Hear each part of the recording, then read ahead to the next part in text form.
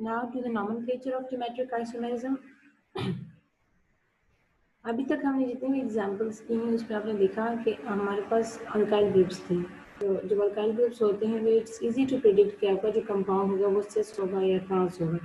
लेकिन अगर आपके पास मुख्तलिफ ग्रुप्स लगे हुए हों, जैसे कि आप देखें कार्बन नंबर ये स्ट्रक्चर नंबर 1 में या 2 में देख लें, इसमें देखें ब्रोमो है, क्लोरो मिथाइल, इसी तरह ब्रोमो क्लोरो मिथाइल, या इस कंपाउंड में क्लोरो ब्रोमो आयोडाइड। तो यहाँ पर फिर प्रॉब्लम होती है कि आपने किस तरह से इसको नेमिंग देनी है, किन ग्रुप्स को आपने कंसिडर करना है कि वो बल्कि ग्रुप्स है।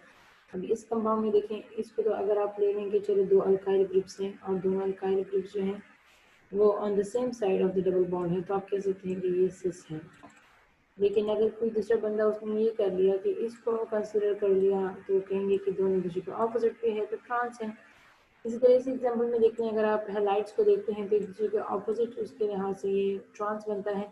लेकिन अगर आप उसको मिथाइल के साथ कंपेयर करते हैं, मिथाइल और ब्रोमो को कंसीडर करते हैं तो फिर सिस बन जाता है। कंपाउंड नंबर 3 में देखिए आपके पास 3 जो है वो हैलोजेंस लगे हुए हैं, आयोडो, क्लोरो और ब्रोमो।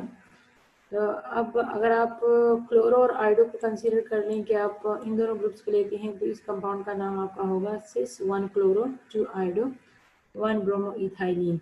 लेकिन अगर आप जो है ब्रोमो और आयोडीन को कंसीडर करें कि हम इनको ले लेते हैं एज द बल्कि ग्रुप्स, तो फिर तो ये आपके ट्रांस हैं, तो इसका नाम जो है trans 1 bromo 2 iodo 1 chloro ethylene हो जाएगा। अब ये जो चीज़ है ये आपके पास कंफ्यूजिंग बन जाती है कि आपने कंपाउंड को सिस कहना है या ट्रांस, या कोई एक बंदा उसको सिस कहेगा तो कोई दूसरा बंदा उसको ट्रांस कह देगा। तो इसीलिए फिर आपके पास नोमेनक्लेचर का सिस्टम आया जिसको हम कहते हैं Cahn Ingold Prelog system. उसने कहा कि compounds should be named as E और जेड। ई और जेड जो नेम्स हैं इसमें ई जो है ये आपके पास वर्ड से लिखना है इंटेंजन।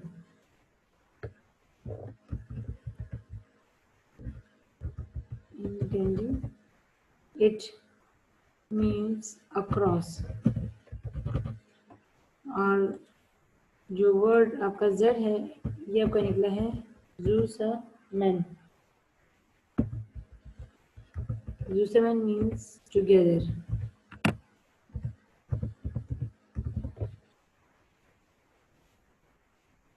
अब इस नोमेनक्लेचर में करना क्या है कि आपने कंपाउंड्स को प्रायोरिटी ऑर्डर देनी है। प्रायोरिटी ऑर्डर के बेस पे फिर डिसाइड होगा कि आपका जो कंपाउंड है आया ये आपके पास सिस बनता है या ट्रांस। हम इस एग्जांपल में देख लेते हैं। आपने दोनों कार्बन को ये जो ई कैन इन गोल्ड का ई और जेड सिस्टम है, आपने दोनों कार्बन को अलग अलग कंसीडर करना है। एक कार्बन आपका ये हो जाएगा कार्बन नंबर 1 लेट्स सपोज, और ये वाला कार्बन नंबर 2। अब इस कार्बन पे आपने देखना है कि आपके पास नोमेनक्लेचर या जो है प्रायोरिटी क्या बन रही है। कार्बन नंबर 1 पे आपके पास ब्रोमो लगा हुआ है और हाइड्रोजन। अब इनमें से देखना है कि एटॉमिक नंबर किसका ज्यादा है। ब्रोमीन का जो एटॉमिक नंबर है दैट्स ऑलमोस्ट 79, हाइड्रोजन का 1 है, तो आपके पास ब्रोमीन हायर प्रायोरिटी पे होगा और हाइड्रोजन लोअर प्रायोरिटी पर। इसी तरह इसमें यहाँ पर मिथाइल लगा हुआ है, क्लोरीन। क्लोरीन का जो एटॉमिक वेट है दैट इज 35.5 इसका एटॉमिक वेट है। और मिथाइल के लिए आप इसका मॉलिक्यूलर वेट निकाल लेंगे। कार्बन जो है वो 12 है और इसमें 3 हाइड्रोजन है, तो आपके पास इसका मॉलिक्यूलर वेट 15 बन रहा है।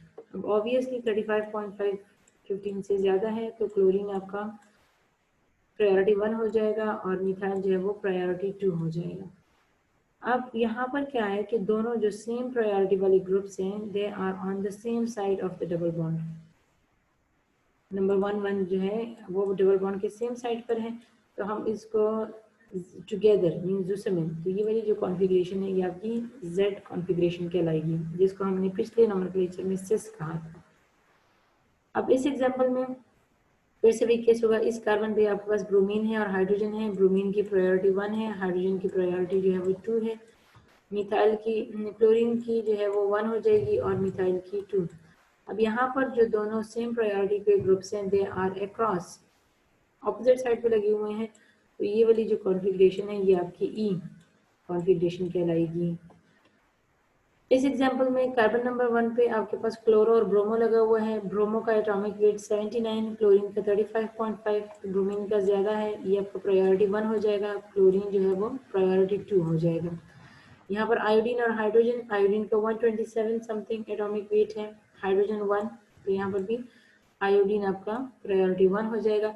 अब आप देख रहे हैं ये दोनों जो है हायर प्रायोरिटी के जो ग्रुप्स हैं they are opposite to each other, तो ये वाला जो कॉन्फ़िगरेशन है ये आपका ई मीन्स जो हमने ये ट्रांस वाला कहा था ये वाला ज़्यादा अप्रोप्रिएट या सही होगा। तो कैन इन गोल्ड सिस्टम में आपके पास अगर कार्बन कार्बन डबल बॉन्ड पे डिफरेंट ग्रुप्स लगे हुए हों तो उसमें से आप फिर बता सकते हैं कि सिस वाला कौन सा है और ट्रांस वाला कौन सा है।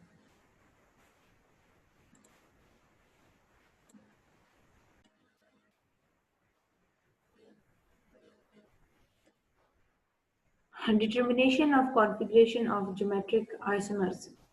ज्योमेट्रिक आइसोमर्स जो है हमें कैसे पता चलेगा कि आपने जो कंपाउंड लिया हुआ है वो सिस वाला लिया है या ट्रांस। ज़ाहिर है जब आप कोई भी कंपाउंड लेते हो तो आपको सॉलिड या लिक्विड स्टेट में नज़र आता है, आपको ये नहीं पता चलता कि उसकी कॉन्फ़िगरेशन क्या है।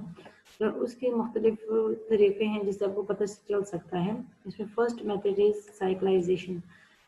साइक्लाइजेशन में आपके पास जो एग्जांपल यहाँ पर दी गई है, this compound is called as maleic acid, common name इसका मैलिक एसिड है। और अगर आप इसको देख लें तो आपके पास ये देखें 1 2 3 4 कार्बन एटम्स हैं, तो आपके पास ये 2 butane dioic acid, 2 butene dioic acid compound है। आपके पास 2 कार्बोक्सिलिक एसिड लगे हुए हैं।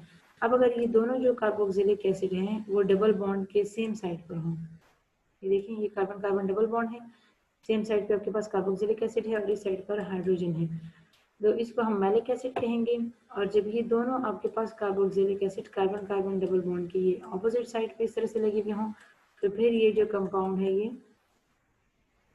फ्यूमेरिक एसिड कहलाता है। इनकी प्रॉपर्टीज एक दूसरे से डिफरेंट होती हैं तो इसलिए इनको नाम भी मुख्तलिफ दिए गए हैं। अब अगर आप इसमें जो सिस वाला कॉन्फ़िगरेशन है वो वाला लेंगे और इसको 140 डिग्री सेंटीग्रेड तक हीट करेंगे तो क्या होगा आपके पास कि यहाँ पर आपके पास ये जो OH है, एक साइड से OH और एक साइड से H, ये आपस में मिलके in the form of water निकल जाएंगे और आपके पास ये जो कार्बन है ये इस ऑक्सीजन के साथ लिंक बना देगा, इस तरह से बॉन्ड बना देगा। ये जो कंपाउंड बन गया है इसका नाम है मैलिक एनहाइड्राइड, क्योंकि इसमें से वाटर मॉलिक्यूल निकल गया, ये आपका मैलिक एनहाइड्राइड बन गया। अब जब आप ट्रांस आइसोमर को लेके यही रिएक्शन करने की कोशिश करेंगे, इसको 140 डिग्री तक हीट करेंगे तो ये रिएक्शन नहीं होगा, नो रिएक्शन। क्यों? क्योंकि देखिए कार्बोक्सिलिक एसिड ग्रुप जो हैं वो एक दूसरे से काफ़ी फासले पर हैं, तो यहाँ पर ये एक दूसरे के करीब नहीं आ सकते कि इसमें से वाटर मॉलिक्यूल निकल जाए जिस तरह आपका सिस वाले कॉन्फ़िगरेशन में से निकल गया था। तो इस वजह से अगर हम कंपाउंड अपना लेंगे और उसको हीट करेंगे और आपके पास ये डिफरेंट चीज़ बन गई तो आप कह देंगे कि ये मैलिक एसिड था, और अगर कुछ भी ना हुआ रिएक्शन वैसे तो वैसे पड़ा रहा तो आप कहेंगे कि ये ट्रांस कॉन्फ़िगरेशन वाला फ्यूमेरिक एसिड था। सेकेंड जो मेथड है for the determination of the configuration is the correlation with compounds of non configuration. ठीक है, कोई ऐसा कंपाउंड जिसकी आपको कॉन्फ़िगरेशन मालूम हो और उसमें से आप इसको बनाएं। ये चीज़ हमने स्टीरियो आइसोमर्स में भी डिस्कस की थी कि अगर आपके पास नॉन कंपाउंड हो और उसकी ज्योमेट्री आपके पास कॉन्फ़िगरेशन मालूम हो और उसमें से आप बनाएंगे तो आपके पास वही चीज़ बनेगी। अब लेट सपोज यहाँ पर जो हमने मेन एग्जांपल दिया दैट इज ट्राइक्लोरोक्रोटोनिक एसिड। ये जो कंपाउंड है इसको ट्राइक्लोरोक्रोटोनिक एसिड कहते हैं। यहाँ पर CCl3 एक साइड पर अटैच है और कार्बोक्सिलिक एसिड जो है वो दूसरी साइड पर अटैच है, तो ये वाला जो कंपाउंड है this is your trans isomer आपने ले लिया ट्राइक्लोरोक्रोटोनिक एसिड का। अब जब इसकी आप हाइड्रोलिसिस करेंगे तो हाइड्रोलिसिस में बेसिकली क्या होता है कि आपका ये जो क्लोरो कार्बन वाला कंपाउंड है, ये हाइड्रोलाइज होकर कार्बोक्सिलिक एसिड बना देगा। अब चूंकि जो इनिशियल आपने कंपाउंड लिया था उसमें ये दोनों ग्रुप्स एक दूसरे के ट्रांस थे, तो जब इसकी हाइड्रोलिसिस हो गई और ये कार्बोक्सिलिक एसिड में कन्वर्ट हो गया तो आपके पास वही ट्रांस आइसोमर जिसको फ्यूमेरिक एसिड कहते हैं बनेगा। तो आपने ट्रांस से लेके ये बनाया तो आपको कंफर्म होगा कि फ्यूमेरिक एसिड बनेगा। अगर आप इसका सिस वाला आइसोमर लेंगे तो उसमें से फिर मैलिक एसिड बनेगा। इसी तरह अगर इसकी आप रिडक्शन कर दें तो रिडक्शन से क्या होगा कि जो CCl3 ग्रुप है that will be reduce to CH3। तो ये CH3 में जब ये रिड्यूस हो जाता है तो ये कंपाउंड प्रोटोनिक एसिड कहलाता है। लेकिन चूंकि ये हमने ट्रांस आइसोमर से लेके बनाया है तो ये आपका ट्रांस प्रोटोनिक एसिड ही बनेगा। तो कोरिलेशन विद नॉन कॉन्फिगरेशन कि आप ऐसा एक कंपाउंड ले लें जिसके आपके पास ऑलरेडी आपको पता हो कि आया ये ट्रांस है या सिस है या ई है या जेड है, और उसमें से लेके आप रिएक्शन के थ्रू कंपाउंड को बनाएं तो उससे आपको फिर इसकी कॉन्फिगरेशन मालूम होगी कि जो कंपाउंड बना है वो सिस है या फिर ट्रांस। लास्ट जो मेथड है for the determining the configuration is the measurement of dipole moment। Dipole moment जो है वो आपके पास किसी भी, अगर आपके पास कंपाउंड में बॉन्ड है और एक कंपाउंड आपके पास इलेक्ट्रोनेगेटिव है और एक पॉजिटिव है, तो यहाँ पर इस तरह का उनके the distance between the charges और उनके प्रोडक्ट का जो उनकी जो मैग्नीट्यूड है चार्ज का और उनके डिस्टेंस का, तो उसको हम डायपोल मोमेंट कहते हैं। डायपोल मोमेंट से हमें ये पता चलता है कि आपका बॉन्ड जो है वो पोलर है या नॉन पोलर है। तो क्या होगा कि आपके पास जब डायपोल मोमेंट आप मेयर करेंगे, आपके पास जो सिस जो पहले हम ट्रांस को देख लेते हैं। ट्रांस कंपाउंड में क्या होगा, ये कार्बन है, ये आपका पार्शियल पॉजिटिवली चार्ज है, ये पार्शियली नेगेटिव, इसी तरह ये भी पार्शियल नेगेटिव। तो एक डायपोल मोमेंट आपका कार्बन पॉजिटिव से नेगेटिव की तरफ यूं होगा और दूसरा जो है वो यूं होगा। अब दोनों इक्वल एंड ऑपोजिट डायरेक्शन में हैं, so they will cancel each others effect, और एज अ रिजल्ट आपके पास जो ट्रांस आइसोमर है उसका जो डायपोल मोमेंट है वो जीरो डिवाइड या जीरो होगा। जबकि सिस आइसोमर में क्या होगा कि एक डायपोल मोमेंट आपका ये है और दूसरा जो है वो ये है from the carbon to the chlorine, तो ये दोनों आपस में ऐड हो जाएंगे तो इसका कुछ ना कुछ डायपोल मोमेंट जरूर होगा। तो ये जो कंपाउंड है इसका 1.90। तो जब आप कंपाउंड का डायपोल मोमेंट मालूम कर लें, अगर जीरो आ गया तो आप बता देंगे कि ये वाला जो आइसोमर है ये ट्रांस है, लेकिन अगर डायपोल मोमेंट की कुछ वैल्यू आई तो आप कह देंगे कि ये वाला जो आइसोमर है ये सिस है।